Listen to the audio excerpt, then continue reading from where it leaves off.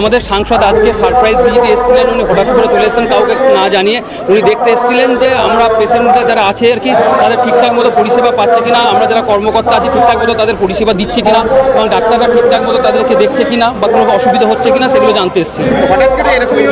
একদম হঠাৎ করেই উনি এসছেন, আমরা আগে থেকে কেউ কিছু জানাইনি বা জানতামও না, কোনো অ্যারেঞ্জমেন্টও ছিল না আমাদের।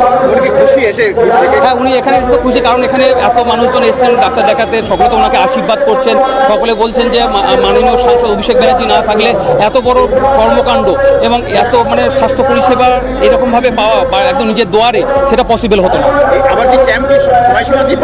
না, আপাতত আমাদের যেটা শিডিউল আছে 20 তারিখ পর্যন্ত, 16 থেকে 20 তারিখ পর্যন্ত ফলো আপ ক্যাম্প সেটাই চলছে। 10 লক্ষের বেশি মানুষ পরিষেবা নিয়েছে এখনো পর্যন্ত আমাদের ক্যাম্পে। এখানে টোটাল ডায়মন্ড লোকসভার উপরে 10 লক্ষের উপরে মানুষ কি পরিষেবা নিয়েছে। সেই জন্য আমরা যেরকম সাংসদ সকলকে ধন্যবাদ জানিয়েছেন, সেরকম সাধারণ মানুষও আজকে সাংসদকে ধন্যবাদ জানাবো।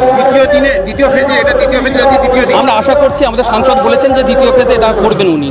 ঠিক আছে, সেটা ডেট বা শিডিউল উনি পরে জানাবেন। বড় কোনো কিছু কেস হলো যেটা আজকের অভিষেক বন্দ্যোপাধ্যায় সেটাকে নিয়ে কোনো না, আজকের আমাদের তো এখানে সারপ্রাইজ ছিলেন, বিভিন্ন তার মানে স্পেশালিস্ট ডাক্তারদের দেখাতে এসেছিলেন, সেই রকম কেসগুলি আজকে ছিল। তো সেগুলো ঠিকমতো যে ফলো আপ ক্যাম্প হয়েছে, সেই ফলো আপ ক্যাম্পে মানুষ ঠিকমতো পরিষেবা পাচ্ছে কিনা, এটা যেহেতু রমজান মাস, রমজান মাসে যে সমস্ত মুসলিম ভাইরা আছেন বা ডাক্তাররা আছেন তারাও ঠিকমতো সুযোগ সুবিধা বা তাদের পরিষেবা ঠিকমতো দেওয়া হচ্ছে কিনা, এইসব ব্যাপারে উনি কথা বলেছেন যাতে মানুষের কোনো অসুবিধা না হয়।